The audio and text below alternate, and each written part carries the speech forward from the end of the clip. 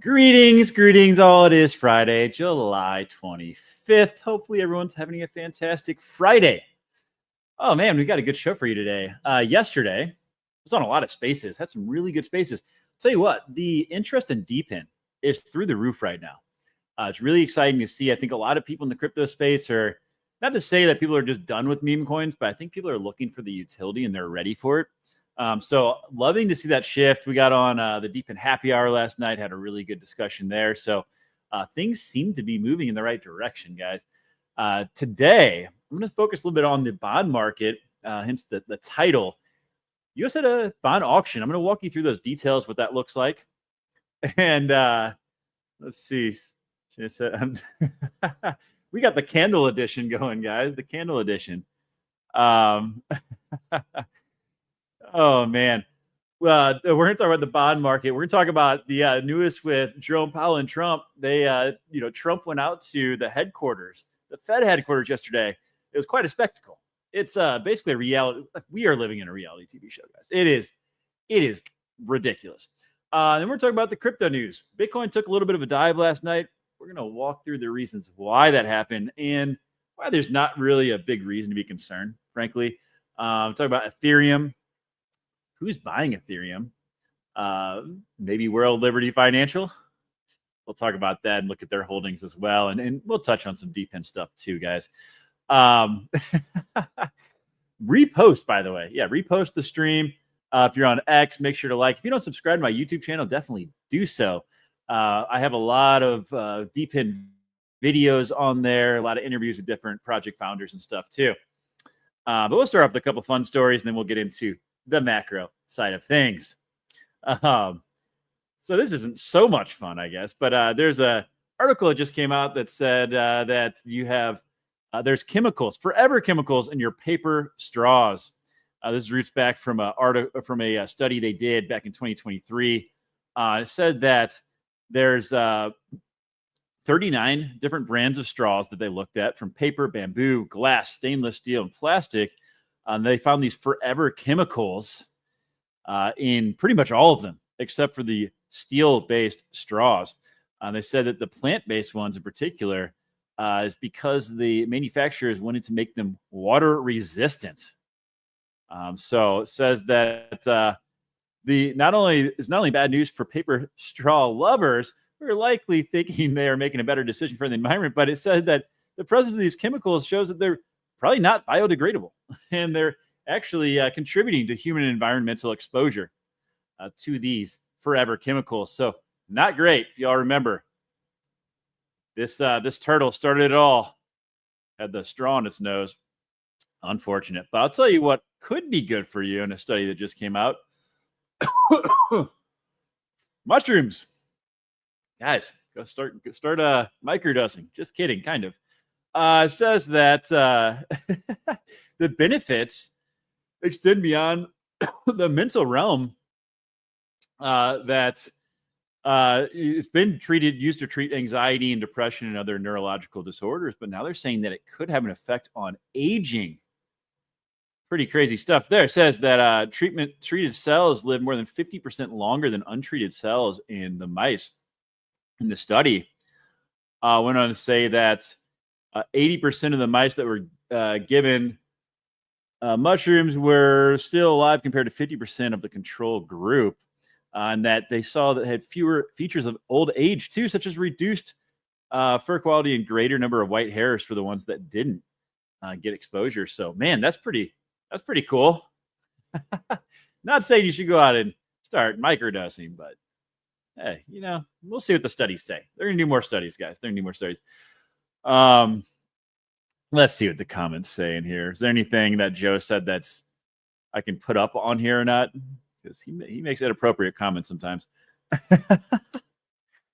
Oh, man. Nope. Nope. First, y'all failed. Smash the like button. Jesse's in the house. What's up, Jesse? Jesse's a regular on the show. Good to have you, man. All right, let's talk about the news. The news of the day, the finance news. That's why we're all here. Let me get this clip up. So Trump went out to the Fed headquarters. As y'all No. They're trying to get Jerome Powell saying that because they did this renovation. And essentially, they're trying to say that there's fraudulent spending taking place, and they're trying to get Jerome Powell out that way. I don't think that's going to work. We're going to find this dang tab. Here it is. There we go. Let's play it. This is like kind of comical, but also kind of cringy at the same time. It looks like it's about 3.1 billion. It went up a little bit or a lot. So the 2.7 is now 3. Look at him just shake his head. I'm going to play it one more time. So I think they said they spent like 2.5 billion, and now Trump's saying that no, apparently you guys spent 3.2. Look at Jerome Powell's head. And, it looks like it's about 3.1 billion. It went up a little bit or a lot. So the 2.7 is now 3.1. I'm not aware of that. Yeah, it just came out. Yeah, oh, bring the receipts. Let's see. Yeah, it just came out. Our notes had it about 3.1 as well. 3.1. 3.2. This came from us. Yes. I don't know who does that. Are you including the Martin renovation? You just added our entire capital. Yeah, you just added in a third building. Is what that is. That's a third building. Well, no, but it's a building that's being built. No, it was built 5 years ago. We finished Martin 5 years ago. It's part of the overall work. This is just so ridiculous. Yes, Jerome Powell's dying. So I almost feel bad for the guy. Like, and it is so awkward too, because literally like twice a day, Trump says that he's like an idiot, that he's a moron, that he's too late, Jerome Powell, and now he's just standing there. This is so cringy and awkward. And now he's like just throwing a third building that was that was built 5 years ago, and he's like, no, well, it's part of the overall thing. Goodness gracious, this is where we're at, guys. I mean, it is reality TV, seriously. So they're trying to get him out on this by saying like, oh, the renovations are overrun, like saying that it's like fraudulent, whatever. I played this other day. They asked him about this like a month ago. I thought Jerome Powell's answer was suitable. And, you know, if you look at Polymarket, what are the chances that he's out in 2025? Very low, 15% chance. It's not going to happen, guys. And any account that is saying, you know, pushing out these rumors that Powell's stepping down today, they're looking for engagement, frankly. So it's not going to happen. And then after the meeting, this is what Trump had to say about dropping rates. I think that Jerome Powell, I think we had a very good meeting. Forgetting about the building, that's out of control and all that. But I think we had a very good meeting on interest rates. And he said to me, now I don't know if he's going to say this on Thursday or whenever he speaks, but he said to me very strongly, the country is doing well. He said, congratulations. The country is doing really well. And I got that to mean that I think he's going to start recommending lower rates. Mm-hmm. Okay.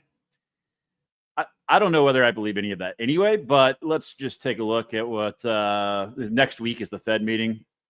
There's a 96% chance that he's not lowering rates. I don't believe that either. It's funny. But let's look at what the rest of the year looks like, and we'll move on. Looks like right now there's 41% chance that at least the market's saying 41% chance we'll see 2 rate cuts this year. So that'd be 50 basis points or 0.5%. 23% chance of 1 rate cut, and for 3 rate cuts, 75 basis points, 10. So there is a very high likelihood we will see it, 2 or more cuts, and definitely 1 is the expectation for sure. So I think rate cuts are coming, but I don't think they're going to come until at least September. So this whole thing is just so ridiculous. Jerome Powell has to be so annoyed by this whole thing. Like, you just go, it's like, oh man, just crazy. Speaking of betting markets, XAI has been making a lot of moves recently. We've been covering this a bit, but Kalshi, I assume that's how it's pronounced, is a betting market, and they're actually integrating XAI into their platform. So pretty soon you'll be able to click on a little button below, get an AI market summary. So I think you'll see more and more of XAI being integrated. They actually just got that $200 billion government contract for XAI. So big things happening there. But not all things are positive on the Elon Musk front. We had a huge Starlink outage. It was out for about 2 hours. it affected users across US, Europe, UK, and Asia. So they haven't released how many people were actually impacted. It says it's likely in the millions. Apparently, they have over 6 million active users globally right now. I didn't know that. And it went on to say that it was not a hardware issue, but it's a failure of key internal software services that operate the core network. So they'll find the root cause. Sounds like they did because it's back up and running now. But 6 million active users, that's pretty crazy. I think Starlink's going to be really big, and it has been really, really big. I mean, when they had the hurricanes in North Carolina, that they moved the satellites over to give them internet access. They've also been really instrumental in helping Ukraine. Like there are reports that without Starlink, Ukraine would have lost to Russia a long time ago. So that's not the stuff that gets in the news, but it is worth bringing up. Tesla has been on the mend a bit. They obviously had their earnings call. We covered this yesterday. It was down quite a bit because sales were down. But a lot of that is the big bet on the robo-taxi, which I put out a video on yesterday. There's even bigger projections now. Keith Fitzgerald saying $20 trillion Tesla valuation. Man, Elon said, hey, it's possible, but you need extreme execution. Just to put that into perspective, though, that would be about a 20x from the current market cap of Tesla. And keep in mind, NVIDIA just became the first $4 trillion company. So 20 trillion would be something, I will say. But the robo-taxis, that's going to be a massive market. I highly recommend checking this video out. Not now. Don't leave me now. But go check this out. The robo-taxi sector, I put this video out. This is from the live stream yesterday. I cut out the parts that are necessary, the important parts. It's going all the way from Tesla, the other players that are coming into the robo-taxi market, and the 4 DePIN projects that I think stand to benefit the most from that sector. So give that a watch when you get a chance. I did post it yesterday on my X profile. I think GeoNet might have even retweeted. I think Tashi did as well. All right, that brings us to the bond sale. We're going to do a little lesson here. I learned a lot actually on this. So we had a treasury auction. Okay, so the U.S. government has, we have a lot of debt, right? Essentially, we finance our debt through bonds, through auctions. We have people that will pay for our bonds, and then we give them a percentage return for financing our debt. Okay, so we have these auctions from time to time, and this one in particular was a 20-year treasury. So this interest yield right here, or interest rate, this 5%, basically what the market predicted the demand would be. So for people to be willing to buy a 20-year bond, the premium or the percentage return they would want on their money, the high yield is actually what the rate ended up coming in at. So the fact that this is lower than 5% is actually a really good thing. That means that people were willing to take less than what the market anticipated, which shows strength. That shows that there is demand for our debt right now. So that's a very positive thing. The other thing I want to call out is the subtotal under tendered here versus accepted. So the $36.225 billion is the amount of interest and the amount of bids we had on this auction. And the amount over on the right here, the 13 billion, that is what we actually ended up issuing. So that's called the bid to cover ratio. In this case, it was 2.79. If you take 36.225 divided by 13, that means that there are $2.79 in bids for every dollar that we issued. That's really good too. That's good news. That's actually higher than the last 10 auctions we've had, which were around 2.57. So that means there's very strong interest in our debt right now and these bonds. The last thing I want to cover, though, is the types of bidders. So you see here is the primary dealer, direct bidder, and indirect bidder. Primary dealers, those are our big banks that are required to put bids out there. And generally, they act as kind of a backstop if we don't have enough demand in the other areas. Direct bidders would be institutional bidders that are buying directly. And then your indirect bidders would be like foreign bidders or institutional through dealers. Okay, so obviously there's a lot of strong interest in what we ended up selling here. There's a lot on the indirect side and in the direct side, and we didn't have to use the primary, those big banks that kind of serve as the backstop. We didn't have to really turn to them, which is a really good sign. That means that there is still demand for our debt. And that there's a couple of takeaways there. Number one, that would mean that likely there's still confidence in the US dollar, for one. That would also mean that they aren't expecting rates to go up, that they are expecting rates to come down, and that they are expecting inflation to likely stabilize and start coming back down. So there's a lot you can read from this. But the fact that, again, we had 2.79 on the ratio, so a lot more demand than what we ended up issuing, and the type of demand that we had, it's a really, really good sign. Because, we have been looking, if you look at our foreign holders here, China has been dropping a bit. The highlighted section here, if you look from the right to the left, this is from 2024 over to where we are today. You can see, they went from 776 billion down. So they're 20 billion less than they were. But the UK, which is the next line up here, they've been increasing their holdings. Japan at the top has been increasing their holdings. So all good signs for now. And this is really, really important because we have a lot of debt rolling over this year. So a couple of things that we have done to deal with this. Number one is the stablecoin bill, the Genius bill. That's going to be really important because all these companies, these banks that are issuing stablecoins, to back up any of the dollars that they put on chain, they have to buy our treasuries. So they're going to be buying short-term, like 1 year or less issuance, but that'll help finance our debt. And then we're also going to loosen banking regulations with something called the SLR rate, the leverage ratio, so our banks can hold more treasuries. But we've got $9 trillion of debt rolling over this year. So this is a really big deal. And this is a really good sign to see that there is still a lot of demand for our debt. The same cannot be said, though, for Japan. If I'm going to pull this up here, Japan just had an auction, and they had their weakest demand for over the last 14 years. And part of this is their prime minister is rumored to be stepping down, which he's denying. He's denying that right now. But other than to say that they had their weakest demand in 14 years. It does talk about the prime minister. That bid to cover ratio, remember ours was 2.79. Theirs is 2.127, so a lot lower.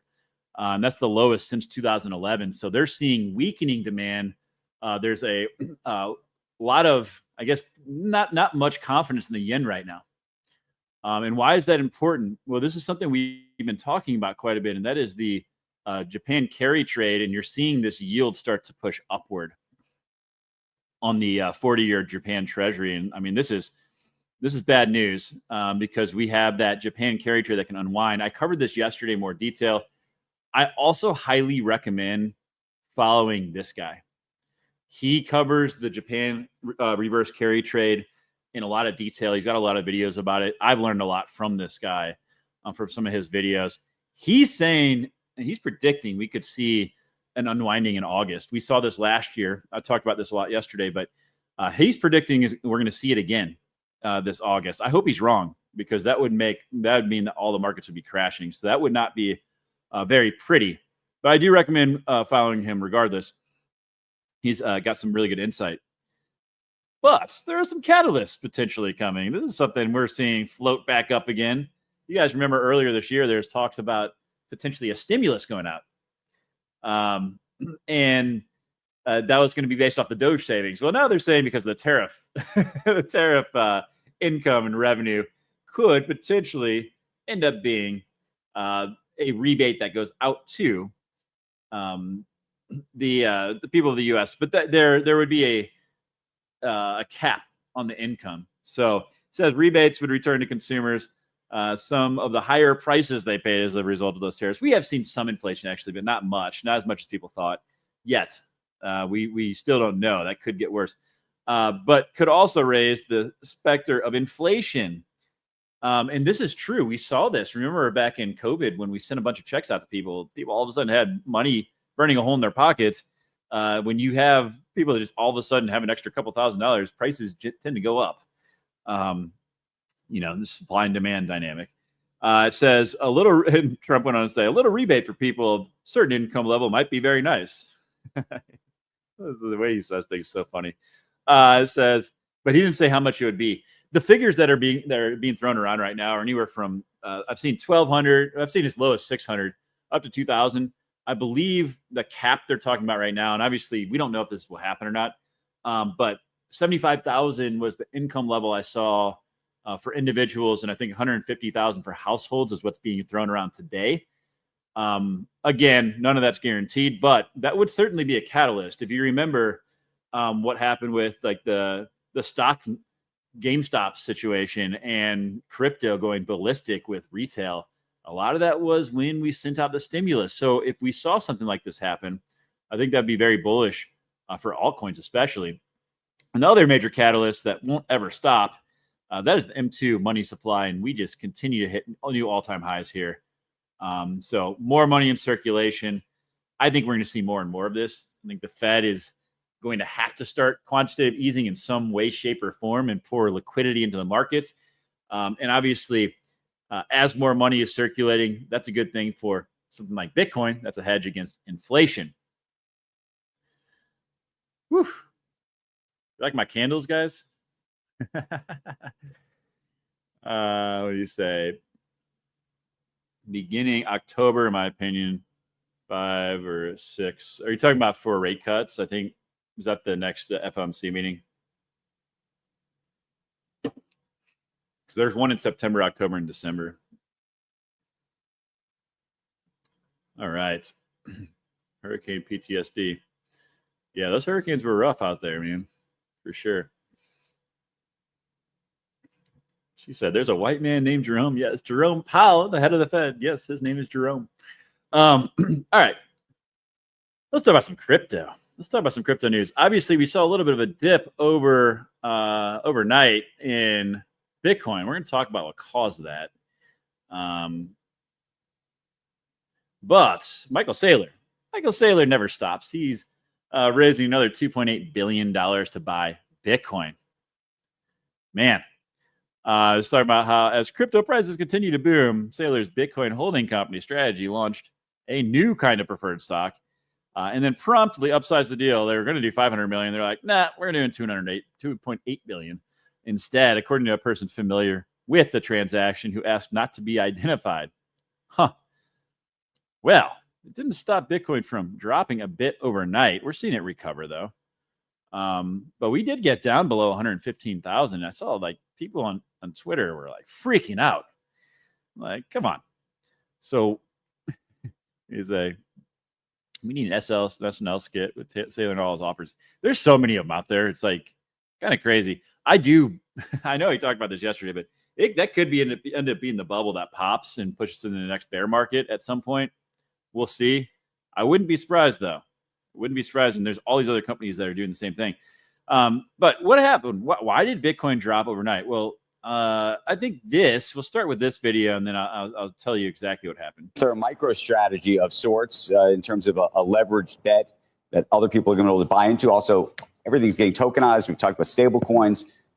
Right now, if you could buy Ether or Bitcoin, which do you buy? I own both. Listen, Ether's caught up a lot. It feels like if ETH takes out 4,000, it goes into price discovery. And so we feel kind of destined to at least knock on the 4,000 ceiling a few times. The narrative of Ether is really powerful, and the market was really short. And now we have not just, one, we have 2 major ETH treasury companies and another one coming, and they're raising capital every day and buying Ether. And so there's not a lot of supply of ETH. And so I think ETH probably has a chance to outperform Bitcoin in the next 3 to 6 months. So that's the CEO of Galaxy Digital. And then he went around and said, I'm going to make sure I'm right. And I'm going to go and start selling that Bitcoin that we got from that old Bitcoin wallet. If you remember the 80,000 Bitcoin I think myself included, a lot of us thought that was already sold. And we're like, man, the market didn't move at all from that. Apparently it wasn't. But that guy, the CEO, was like, yeah, well, maybe you should buy Ethereum. And then like a couple hours later, he's like, we're going to go sell our Bitcoin and probably go buy. Well, I don't know if they bought Ethereum yet because it hasn't really gone up that much, but Bitcoin dropped. I mean, that's a big sale. 30,000 Bitcoin is what we assume they sold last night. So that is, I think, why the big drop happened. And we are already recovering, though, which is pretty wild when you think about it. Like if we had a sale like that a couple of years ago, I think we would have seen a massive drop. But it seems like there is enough demand to eat it up as of right now, knock on wood. But that does figure to this picture, and I think it's so true, right? We saw it drop to like 115,000 last night. Everyone's like freaking out. And like 2 weeks ago, everyone's like celebrating. It's funny how quickly things change, isn't it? But let's talk about Ethereum a little bit. Let's talk about Ethereum. They Starlink, if you remember, and I'll pull them up again. But they appointed a former BlackRock executive as co-CEO. Says that Starlink has emerged as one of the largest corporate owners of Ether, acquiring 1.3 billion of the asset in its new crypto treasury strategy. So we're seeing a lot of these institutions emerge, kind of like MicroStrategy with Bitcoin, but we have the Ethereum versions of that. Number one being the Bitmine, but Starlink, the one I just highlighted, is the second largest. So they continue to add Ethereum. And it's not just them. Trump's company, World Liberty Financial, has been stacking ETH up to $275 million. They just added more. They just bought 13 million more, bringing their total holdings to 275 million. And it really should be no shock then that we're seeing Eric Trump out here shilling ETH on X, talking about, ETH is catching up with global liquidity. It should be above 8,000. Eric Trump's over here like, I agree. It's like, I wonder why you agree. Well, if you look at World Liberty's holdings, ETH is by far their biggest holding. See here. Let's see. 269 million at current values. They have 73,600 ETH. You look down, they have 85 million in USDT, 31 million in USDC. When is that going to move into the market? I'd like to know. They do have some Ondo down here too. I thought they had more, but only 347,000. But you start to look at some of these. I'm surprised they have so much Tron, but you can see what they're holding. But I think it's worth keeping an eye on this because they've got some stable coins. If they start pushing that into some projects, you can probably front run it a little bit. So it is nice that everything's on chain and it's visible. Yeah, Bob, you're right on the money there. 80,000. So 30,000 that got sold. That's what caused that dip. Oh, man. And looking at Ethereum, we talked about the 4,000 mark and how that would push into price discovery. He said the same thing on that video last night, but we've been talking about that for a while. But we are sitting at 36.43. I think it's just a matter of time. When that does happen, I think that's when we push into alt season. As long as Michael's not right about August being the reverse carry trade unwinding, let's hope that doesn't happen. Some other news. We haven't talked about VeChain, I don't know, forever. I'm still holding some VeChain from the last market cycle. Wish I had sold it then. But they are partnering with Franklin Templeton. So it says that VeChain, a layer one blockchain for real world applications, partnering with $1.5 trillion asset manager Franklin Templeton to integrate into the company's Benji platform, which is an on-chain payments platform. It says the collaboration will strengthen Franklin Templeton's distribution strategy while giving enterprises and institutional investors engaging with VeChain a differentiated way to integrate with tokenized money market funds. And that kind of brings me to VeChain here because we haven't really seen any major moves with VeChain. It's sitting at 2.5 cents in the last market cycle. This got up to 23.5 cents.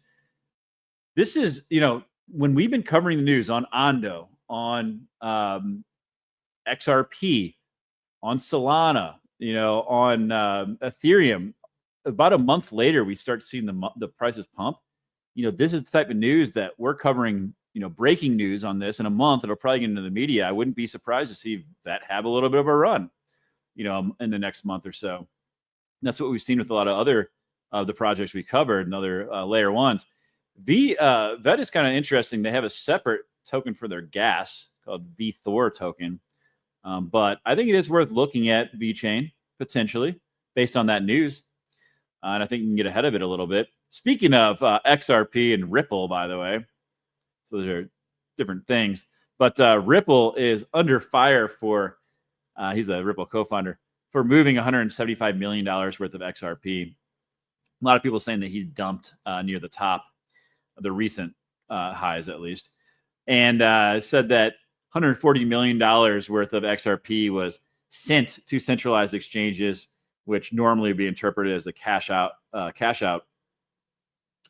And says that he still holds 2.81 billion XRP worth $8.4 billion. So it's not like a huge percentage of his, but it does go to say it's baffling how much they have and people are still willing to buy this shit. That was kind of funny. XRP is down a little bit, but it has been really crushing it. Like if you look at the price here, yeah, it's down over the last 7 days. But man, if you look at like the last year, this thing was just sitting in the bear market down around like 55 cents and then leg up and then another leg up recently. So the thing's done very, very well.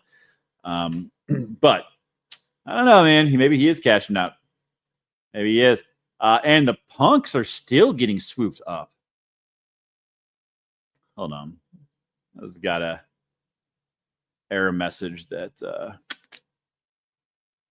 where are we at? Here we are. All right. The punks, we covered that recently. There's someone who's been buying the shit out of these things. Someone swooped up $4.5 million more of these punks. Someone's positioning here. I don't know if it's because they're expecting us to have a massive alt season. If there's maybe going to be some sort of an NFT treasury of some sort or something of that nature or some type of an NFT fund. I don't know, but people are buying these things up. And when you're spending that much money, someone knows something. Someone knows something for sure. All right. We're going to get into let's get in some DePIN stuff, and then I'm going to close out because I believe Julie gets on at 3 normally. So I don't know if she started yet, but I don't want to run too far over onto her show. Okay, let's talk about the crypto bubbles. Obviously, on the last hour, things are down a little bit. Today's been pretty brutal. This week's not been fantastic, but the month has been great. I think corrections are normal. When you see a pump like this over the last month, it's pretty normal to see some corrections. So over the last week, things have been down a little bit. Last hour, things are bouncing back a little bit. If we look at the top 100, pretty green on the last hour, but similar trends here. Similar trends. No massive moves. Over the last month, though, everything has just been going crazy. If we look at Google Trends, altcoin searches had really been driving upward, kind of trending back down again. I don't know if I'd read too far into that. I think it's still above where we've been. This is cool, though. DePIN search terms are starting to trend to the highest we've seen since late last year when the market topped out. Could that mean a resurgence in DePIN projects? I think it could. This is the first time we've seen that type of trend, really, since before the market crashed out. So I think that's a great trend to see. Hopefully that continues. But I do want to highlight a few projects, and then we'll cut out here for the weekend. World Mobile, 956 terabytes of data moved in the last 24 hours. That's pretty impressive. Pretty impressive. I know a lot of people are really big fans of this project. If we look at the price action here, 16 cents, $112 million market cap. Had pumped up quite a bit. It's back down, but man, this thing got up to 60 cents at one point. So could that move back up? I think it could. I think it definitely could. Deep Network got a shout out from the hobbyist miner. He's got a pretty big following. I think he's got like 30,000 followers. Deep's a good project, y'all. And they do have their NFT sale still open. They're up to 102 sold. So if you want to get some hardware, you need to get one of these NFTs to reserve your spot. And that hardware sale is supposed to open up in September. So one to keep an eye on there.